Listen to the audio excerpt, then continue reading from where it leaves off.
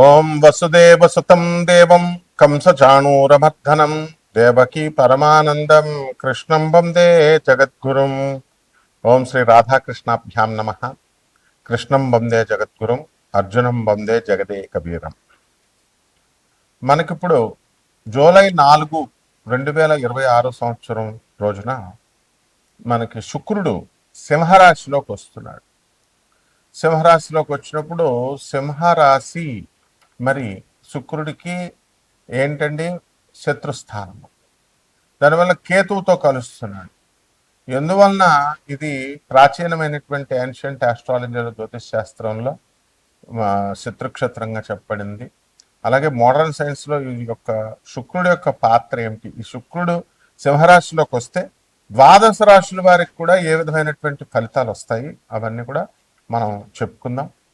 ఇక్కడ శుక్రుడు మనకి సూర్యుని కంటే కూడా దగ్గరగా ఉన్నటువంటి రెండవ స్థానంలో ఉన్నటువంటిది అనమాట. సూర్యుడికి నుంచి చూసుకుంటే రెండవ స్థానంలో మనకి ఈ యొక్క శుక్ర గ్రహం ఉంది. అండ్ భూమికి అత్యంత క్లోజెస్ట్గా ఉన్నటువంటి ప్లానెటరీ నైబర్, మనకు చాలా దగ్గరగా ఉన్నటువంటిది. అలాగే భూమి మీద ఉండేటటువంటి పరిస్థితులు అంటే భూమితో సిమిలర్గా ఉంటుందన్నమాట. తర్వాత అంటే రాక్గా ఉండడము, ఇవన్నీ కూడా దళసరిగా డెన్స్గా ఉండడము, ఇవన్నీ కూడా ఉంటాయి. అయితే దీన్ని ట్విన్ అని అంటాం. అంటే కవల పిల్లలు చూస్తే ఇద్దరు ఎలా అయితే ఒకలాగే ఉంటారో అలాగే భూమి తర్వాత భూమి ఒక గ్రహం, శుక్రుడు ఒక గ్రహం. భూమి మీద మనం బ్రతుకుతున్నాం కాబట్టి ఆటోమేటిక్గా మనకి భూమి మీద ఉన్నటువంటి మనుషులపైన జీవరాశుల అన్నిటిపైన ఈ యొక్క శుక్రగ్రహ ప్రభావం ఎలా ఉంటుందో మనం ఈ వీడియోలో మనం తెలుసుకుంటాం అనమాట. ఇది ట్విన్ అని అంటాము దీనికి. అందువలన సిమిలర్ సైజ్ అండ్ మాస్ కూడా భూమి కరెక్ట్గా ఎలా ఉంటుందంటే అత్తనగానే రాకీ మెటీరియల్, దాని మీద మనం నిలబడి మనం బ్రతుకుతున్నాం, నడవగలుగుతున్నాం. అక్కడ కూడా అలాగే ఉంటుంది. కాకపోతే అక్కడ వాతావరణాలు ఎలా ఉంటాయి, అట్మాస్ఫియరిక్ ప్రెషర్ ఎలా ఉంటుంది, హీట్ ఎలా ఉంటుంది, అది డిఫరెంట్ అవుతుంది. అందుకనే సిమిలర్ అన్నాం. అంటే సేమ్ గా ఉంటుంది, అంతేగాని సమానంగా ఉంటుంది అన్న. They are not congruent, they are only similar. అయితే ఇది హైలీ హాస్టైల్ వరల్డ్ అంటారు. హాస్టైల్ వరల్డ్ అంటే ఇట్ ఇస్ ఒక్క గ్రహానికే మనం చెప్పుకుంటాము. And runaway greenhouse effect దీని మీద నడుస్తుంది. అట్మాస్ఫియర్ ఎక్కువ CO2 కార్బన్ డైఆక్సైడ్ ఎక్కువగా ఉండడం వల్ల crushing atmosphere of carbon dioxide ఎక్కువగా ఉంటుంది అక్కడ. ఆ తర్వాత సర్ఫేస్ టెంపరేచర్స్ కూడా చాలా హాట్గా ఉంటాయి అన్నమాట.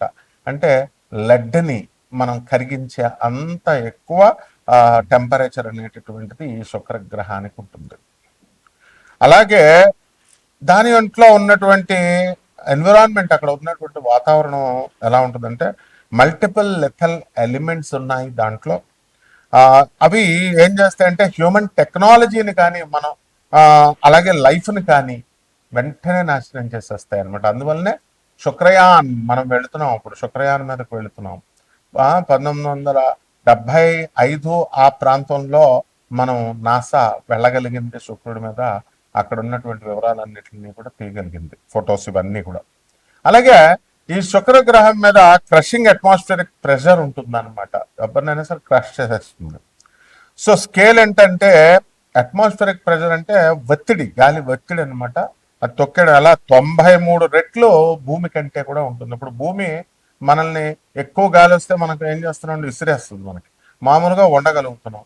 అదే 93 రెట్లు ఎక్కువ ప్రెషర్ వచ్చింది అనుకోండి, మనకి ఏమవుతాం, మనం క్రష్ చేయబడతాం, తొక్కివేయబడతాం.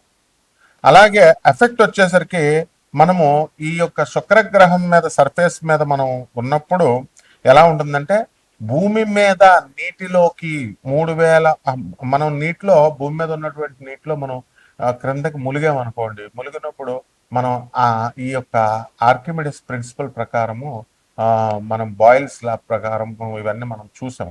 ఆర్కిమిడిస్ ప్రిన్సిపల్ పైకి లేపుతా ఉంటుంది. లా ఆఫ్ బయాన్సీ అంటాం. అంటే వెయిట్ లూజ్ అవుతాం, ఇలా పైకి వేసి ఎవరో మనం విసిరేస్తున్నట్టు ఉంటుంది, మన బరువు తేలికైపోతుంది. ఆ లూజ్ అయినటువంటి బరువు అదంతా లా ఆఫ్ బయాన్సీ ఎక్స్ప్లెయిన్ చేయబడింది దేనికి సమానమో.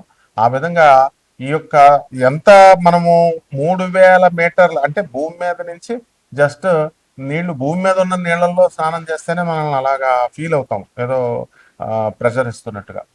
అట్లాంటిది 93 రెట్లు ఎక్కువ ఉందనుకోండి, అప్పుడేమవుతుందనమాట, మనకి 3000 మీటర్ల అడుక్కి మనం క్రిందకి వెళ్ళిపోయినప్పుడు అక్కడ ఏ విధమైనటువంటి ఫీలింగ్ ఉంటుందో ఆ విధమైనటువంటి ఫీలింగ్ని శుక్ర భగవానుడు మనకిస్తాడు.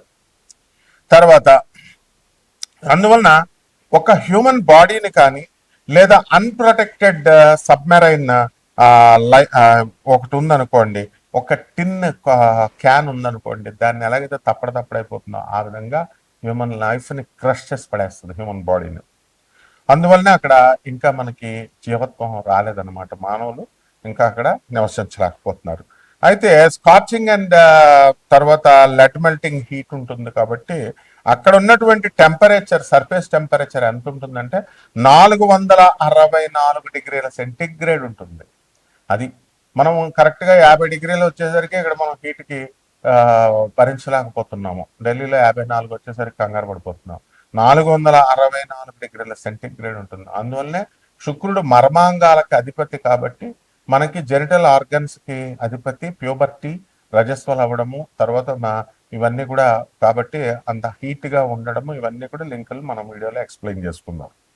తర్వాత సన్ నుంచి మనం తీసుకున్నప్పుడు 108 మిలియన్ల కిలోమీటర్ల దూరంలో ఈ యొక్క శుక్రగ్రహము అనేటటువంటిది ఉందన్నమాట. ఇక వ్యాసం మనం కనుక తీసుకుంటే 12,104 కిలోమీటర్ల వ్యాసం, అంత వెడల్పుగా మనకి డయామీటర్ ఉంటుంది.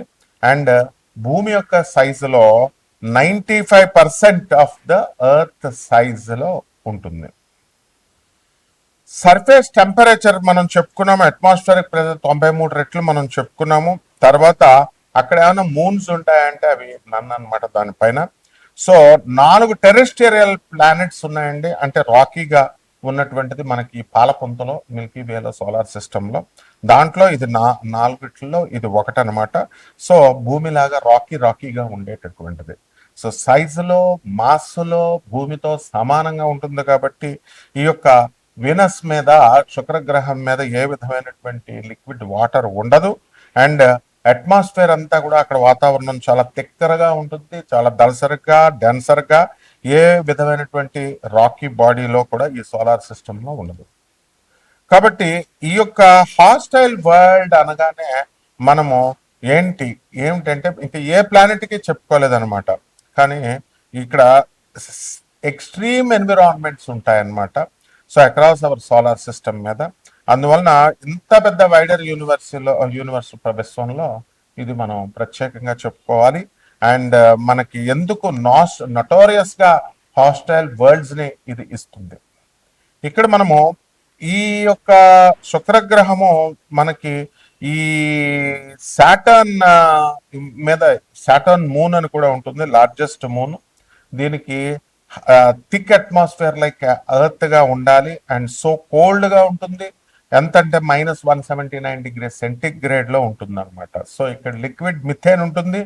అండ్ ఇథేన్ రైన్స్ కూడా జరుగుతూ ఉంటాయి, వస్తూ ఉంటాయి. అందువల్లనే మాసు, లేక్స్, సీస్, ఓషన్స్ ఇవన్నీ కూడా ఏర్పడతాయి. ఈ విధంగా ఈ యొక్క శుక్రగ్రహము మనకి శుక్ర మహాదశ వచ్చినప్పుడు మనిషి ఎదుగుతాడు అని మనం జాతకాల్లో చెప్పుకుంటాం, శుక్రుడు బాగున్నప్పుడు.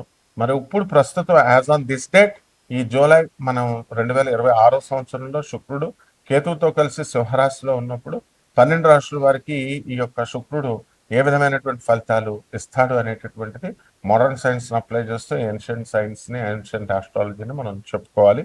ఒక్కొక్క రాశి వారిగా మనం ఏ ఏ రోగాలు మనకి ఇస్తాయి, వాతావరణం ఎలా ఉంటుంది, మన జాతకంలో మనకి లాభాలు వస్తాయి, ఇవన్నీ కూడా నష్టాలు వస్తాయి అనేది మనం చూద్దాం.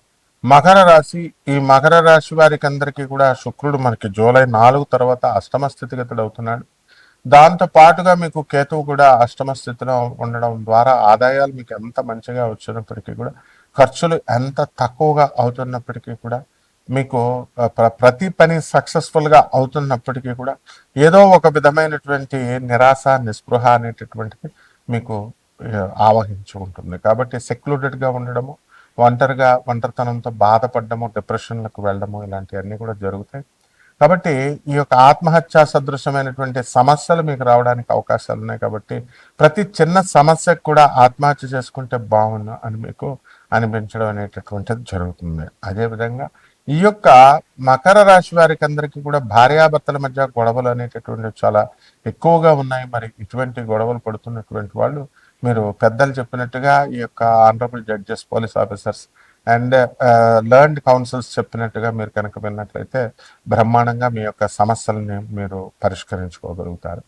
అదేవిధంగా ఈ యొక్క గురుడు మనకి జూలై 16 తర్వాత రవితో కలిసి ఉన్న కారణంగా కర్కాటక రాశిలో చక్కగా మీకు ఈ యొక్క మంచి స్నేహాలు అనేటటువంటిది మీకు రావడానికి ఎక్కువ అవకాశాలు ఉంటాయి. అండ్ రాహు మీకు కుంభరాశిలో ఉన్నాడు కాబట్టి మందుపాత్రీలు ఎక్కువైపోతాయి. మీకు నోటికి సంబంధించినటువంటి దుర్వ్యసనాలు రావడానికి అవకాశాలు ఉన్నాయి.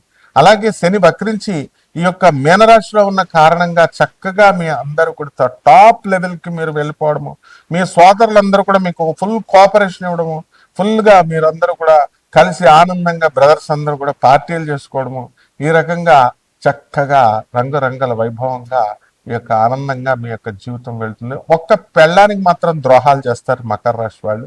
ఎందువల్లంటే ఈ యొక్క శుక్రుడు అష్టమ స్థితిలో ఉన్నాడు కాబట్టి అందుకే వాళ్ళు కేసులు వేశారు.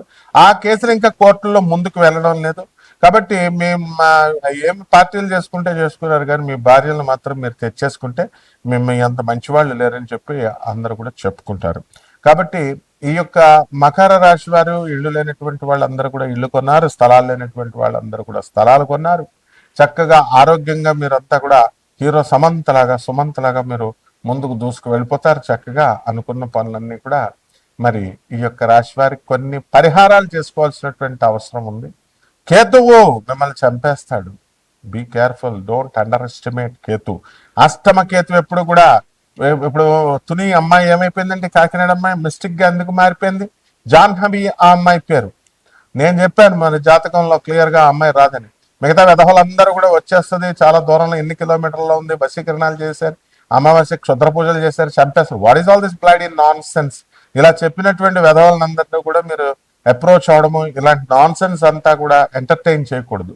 కాబట్టి ఈ యొక్క మకర రాశి వాళ్ళు కనుక మీరు పల్మనరీ ఫైబ్రోసిస్ అనేటటువంటిది వ్యాధి రావడానికి అవకాశాలు ఉన్నాయి. అలాగే పల్మనరీ అంబాలిజం అనేటటువంటి వ్యాధులు రావడానికి అవకాశాలు ఉన్నాయి. కాబట్టి కొన్ని పరిహారాలు మీరు చేసుకోండి. కేతు జపం చేసుకోండి, కేతు స్తోత్రాలు చదవండి. కేతువుకి కిలోంపావు ఈ యొక్క ఉలవల్ని ఆవుపేట రంగు ఉన్నటువంటి వస్త్రాల నుంచి పేద బ్రాహ్మణులకి శనివారం నాడు ఉదయం, సోమవారం నాడు కానీ శనివారం నాడు కానీ ఉదయం, సోమవారం నాడు అయితే ఉదయం 7 గంటలకు ఇవ్వండి.